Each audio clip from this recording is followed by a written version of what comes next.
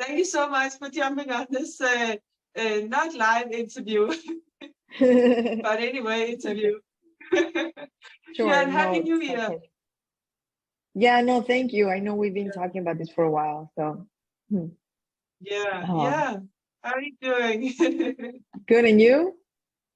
I'm great. I hope you had a great New Year's Eve and Christmas also.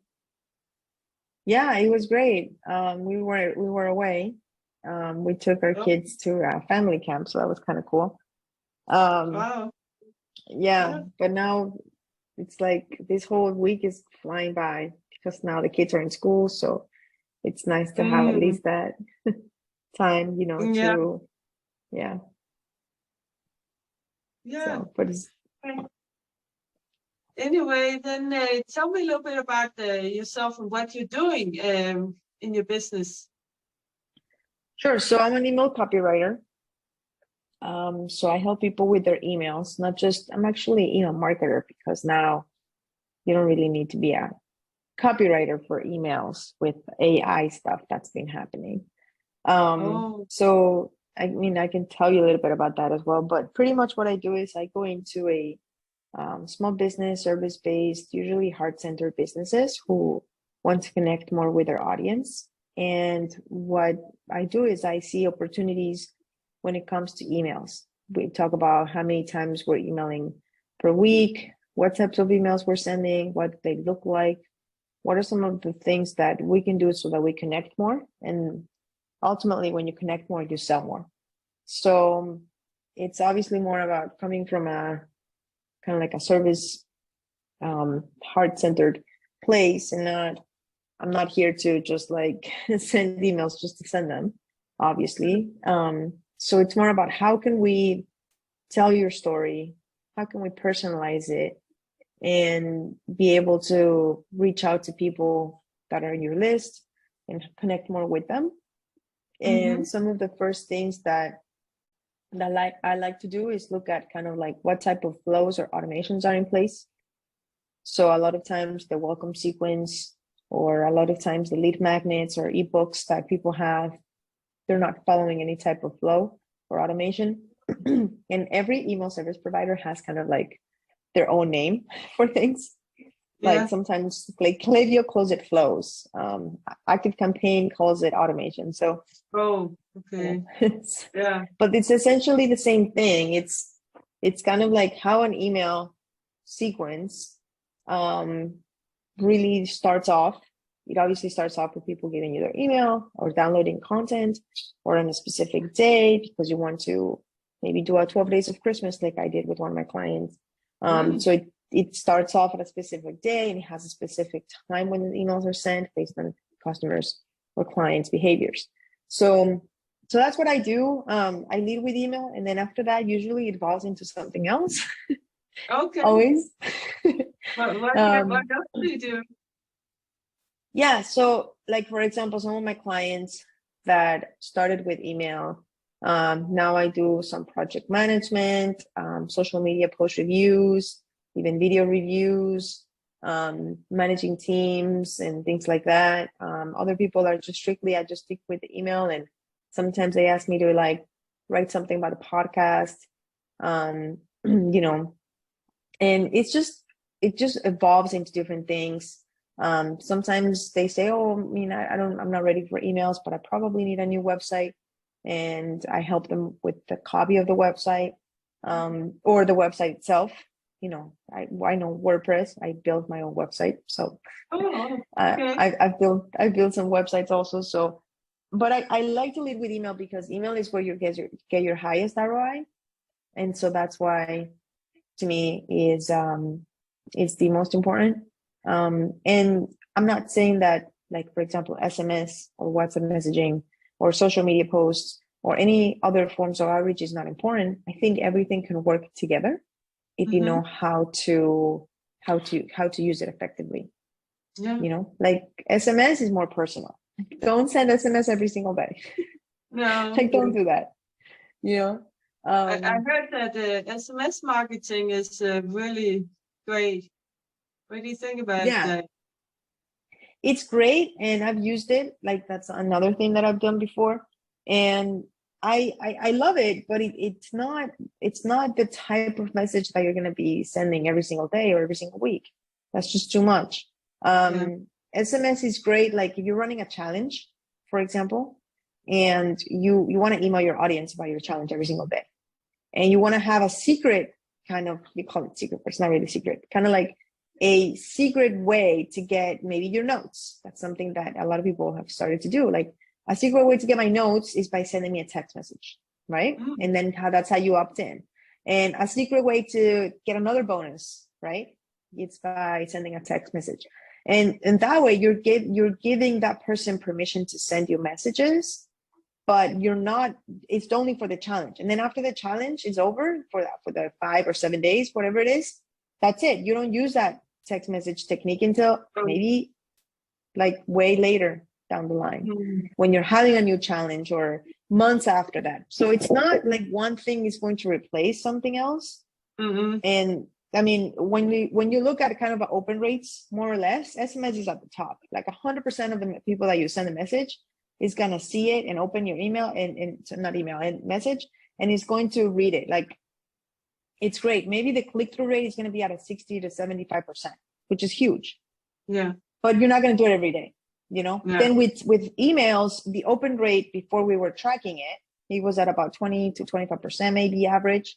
Right now, we can't track it because of the privacy update that Apple had about 2 years ago. So, or a year and a half ago. So because of that privacy update, we're not able to track accurately how many people open up our emails. There's robots. If you open up the mail app on your MacBooks or any Apple device like your phone, iPhone, you're not going to be able to see who really opened it. You're going to get really like 45% to 50% open rates, which is unreal. It's not really true. It's just because there's bots opening up. So if we go with an accurate account of what historically we've seen in the past, which was only a year and a half ago, you know, you get around 20 to 25% open rates, and maybe like a 1% click-through rate is okay, but you can see up to maybe 3 to 5% if it's a normal email. And if it's kind of like a welcome sequence or a lead magnet delivery kind of email, then you're going to see those numbers jump to like maybe 20 to 25% click-through rate, right? So if you measure the effectiveness of SMS and emails, they're not obviously going to be the same, but they're used for different purposes. So if you just see those numbers from the outside and you see 100% open rate for cell phones, for SMS, and 70% click-through rate for SMS, you're going to think that that's the very effective. If you look at emails, only at 20 to 25% open rate, and the best click-through rate on a normal email, you're going to get maybe a 5 or 4% click-through rate. That's not really good. You're going to think that's not effective, but you got to think, is it not effective, or is it just because of the way that we're communicating for different purposes? And also for what you're getting. So that's why, you know, when people say this doesn't work, these emails are dead, it's because you're not using it effectively, because you're not really using your resources, and you're not connecting and sending the right information of what people want to hear and people want to see. So that's kind of like, and then if we talk about social media, only 3% of the people who you're connected to really see your content. Maybe 5%, and that's really high because the algorithm works differently. So you have to post in different groups, in different times of day, and you know, there's a lot of things that when it comes to social media, and with social media, you can post as much as you want. With emails, you can't send more than 1 or 2 emails a day. That's a lot already to send to someone. So the frequency, the consistency, and it all comes into play on how everything relates and how you're using SMS, email, and social media to be able to tell your story and connect, and how to personalize things. You know, like I guess in levels of how to connect, social media is for everybody. Anybody can see your content, whether they opted in or not. You can put anything out there. Email's a little bit more private because people have you have their email addresses, and SMS is like really private. So there's levels as well as to what is the type of messaging that you want to send out. So that makes sense. Yeah, what is the most effective way to sell? Like if you coach yourself, Mhm. how often and what kind of content should you email or SMS? What's your suggestion? I mean, I don't want to say it depends because it does. On even if you're a coach, is really going to depend. But what I like to look at is how do people opt into your list and how long they've been there. And you got to look also at what has happened in the past with your list and kind of like the behaviors and kind of understand and see, how many times a day or a week you've been sending emails and what is the click-through rate on those. And go from there. What I would say is you want to have consistency over anything. Like with my list, I email them once a week because it's kind of like more for my Facebook group in personal development. So I do a lot of one-on-one done for you email marketing. So a lot of the people on my list are people from my Facebook group, and they're people who are just interested in personal development. Some of them are coaches, some of them are not. So I try to segment as much as I can, but the list is not meant to generate necessarily clients. It's more a nurturing kind of list where I want my group to grow and I want my group to be engaged so that I can understand more the market and I can serve my coaches and my service providers better. So like that, because of the nature of the list, for me, once a week, being consistent and putting out there that I have a coach's spotlight every single week, that's how I'm gonna get people interested in reading my stuff, right? For somebody who's it really also depends on your calendar. Like, when are you doing your promotional items? Is it an evergreen course that you have, or do you do only one-on-ones? You have a coaching practice with group coaching or boot camps. So when are you going to promote your stuff? That's when you want to email often, and that's when you want to nurture people leading up to the event, giving them information about what to expect. Not don't wait until, like, if your promotional items and your boot camp is starting on March 1st, don't start emailing your audience on February 20th. Like, just don't. Like, do it in January. This is a good time to start warming up that list and giving them valuable insights about it. So you got to look at your calendar of events on when you're going to be promoting your programs, the types of programs that you're promoting, and how does your audience feel about giving you their phone number or email? Because a lot of times people don't like to give phone numbers out. They like to give out emails out.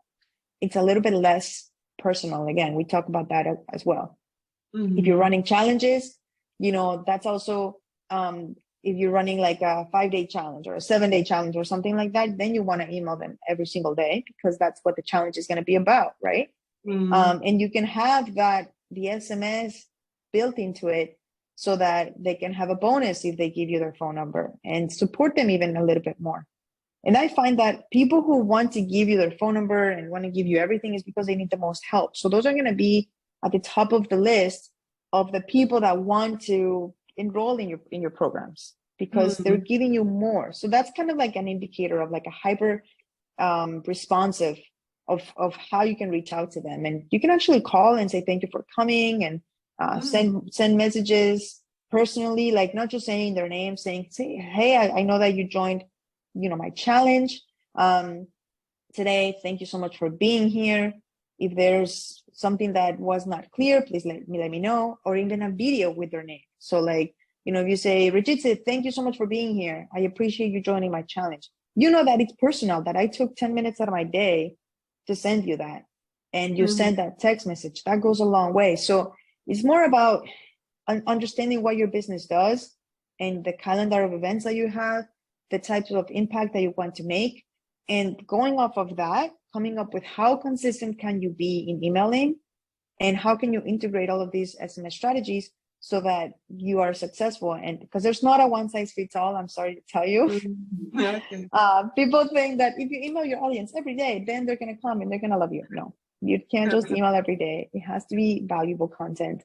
It has to be things that are going to talk to you, to your audience. And if you want to start small, just email once a week. Keep your audience warm. And then once you have something coming up in the next few months, then kick it up a notch and maybe email twice a week and then email 3 times a week. But don't just email because you have to. Email because you want to. Okay. At least once a week, is that the kind of the recommendation, or what would you say? It's more about just being consistent. If once a week is the only thing you can do, then that's the only thing you can do. Ideally, you want to email every day. That's really the truth. Wow. And people think that people are going to get, tired about me, and it's not true. If you're sending good content, they're going to look forward to your emails. Like one of my mentors used to send an email every day. And I was like, the day that he stopped, I was like, why did you stop? I really like your emails. What happened? So it's really about how to make a difference and how to make sure that you're delivering on and sending valuable content. It's really hard to do every day. So that's what I'm saying. You've got to be consistent and not just say, hi, nice to meet you. Here's an article I posted 3 years ago on LinkedIn. Don't do that. No. If you just posted an article on LinkedIn yesterday, then yes, it's valuable because it's current and because you're taking the time, and tell them what it's about. Don't just say, hi, here's an article I posted, bye. Like, get more into it, Okay. So it's really about analyzing as much as you can and segmenting as much as you can. Okay. Oh yeah, segmenting your audience also is important, right? So can you talk a little bit about that? What it is? Sure. Yeah. So segmenting your audience is giving your audience the opportunity to get more content that is more going to be relevant to them. And there's a lot of ways to segment your audience. You can do it just with an opt-in form, like select which of the following options most likely aligns to you. And then you can have, like, if you're a coach, you can do it based on like, when does somebody where does somebody like rank based on their specific like journey. So it can be like, maybe they're beginners, maybe they're intermediate, maybe they're advanced. You don't call them beginner, intermediate, advanced, by the way. You just know and give them a name, because that's how you know kind of like that's where they fall. Or you can also do it based on, like, for example, where do they fall? Like, for example, for me, if you take an example of like how I could do it, is a service-based business, but they can fall into like maybe a coach's, or like what a consultant does, or what a a professional service, like a realtor or a lawyer or something like that. So that's how I know that if I want to reach out and give specific examples to these segments in my emails, I'm going to have the right, we call them buckets or categories of where people will land. And the way to do that is, again, you can do it just with an opt-in form and say which of the following closely aligns to how you define yourself, and have kind of like a radio option of where they can click. You can also do a quiz. I've done quizzes before for other people and they're really fun, but the first quiz took me like 6 months to build. No joke. Okay. And then the second one just took a few weeks. But if you want to do it right, a quiz is a really great way, because it not only gives you the segmenting option for your emails, but it also gives you information about them. Because say you answer maybe 10 to 12 questions in your quiz, you have all of that data that people are giving you. So we call that first party data, that people are voluntarily sharing with you. Like, you're not going out to like the Facebook algorithm and finding out all of this all of these data about other people. And I don't know if you remember with the audience insights a few years ago, Facebook ads was amazing because you really knew everything about everybody and you knew how to target them. But now with the privacy update, we don't have that because we don't have that on Facebook anymore, since we're getting more private with our stuff. And a quiz gives you what Facebook would have given you 3 or 4 years ago. A quiz now gives you that, and it's specific to each person on your list, because all of that gets recorded to know what the customer journey would look like. So not only can you segment based on a bucket, but you can also segment based on a question. So to give you an example, one of the questions can be, when it comes to, like for me, right? What is one of the biggest challenges you're facing with email marketing? I'm not emailing consistently, or I don't know what to write about, or I'm scared about emailing every day. So those specific questions I can email based on those. And I can also email based on the segmentation buckets that I have, which are like coaches or consultants or professional services like a realtor or a lawyer. And that allows me to get even more specific to the type of information that I can send out. So it's really powerful. It takes time because you do have to not just write one email, you're writing as many emails as you need, right? On that specific day. But you don't have to do it every day. It can be done once in a while, and it still speaks volumes to how your audience can connect with you. Yeah. Wow, awesome. We got so many golden nuggets here. Thank you so much. Where can people find you? And if they want to work with you, where should they go? Yeah, so on my website, you can schedule a call and we can just talk about your needs. I work with a certain amount of clients because obviously what I do is very personalized. It's not like I'm teaching people how to do this. I actually do it for you. So it's just, and there's different price points based on where you're at, your budget, what you need. I can tell you my biggest price, my most expensive price is like $6,000 because that's when I do everything. Like we do one email a day, we do flows or automations, we talk about strategy, we talk about social media. Like there's a ton of stuff there in that package, but I've worked with people with as little as $500 as well. But how long? How long is that $6,000 package for? Oh, that's monthly. That's monthly because it's an email every day. It's like a couple of flows per month. If you're doing promotional items on that specific month or like a masterclass or something, then we've got to write emails for invitation, for the confirmation, for the post, which are the most important ones, the ones at the end. So there's a lot of flows that go into it. But if you don't have that budget and you just want to get started, I can also help with that. I've actually just done, one project and that's it for people who just want to have maybe their welcome sequence ran correctly and a little bit more coaching as to how to write their emails or something like that. So we can work around kind of like your budget. It's more about how can I help you so that we can get it going. And once you learn a little bit about what email marketing is, maybe you don't have to segment every single time you send an email, but it's just getting that consistency out. And I did want to mention something, obviously just reach me out on my website, mirilenoff.com, schedule a call and we can talk about it. But I did want to mention about the AI stuff that's happening. Oh, yeah. That's very relevant. And there's a couple of like places, and I'm sure ChatGPT is taking the world by a storm because it can do a lot of writing for you in a matter of seconds, which is amazing. And Jasper.ai, I'm actually an affiliate because I love it. I've been using it for a year and a half, if not more.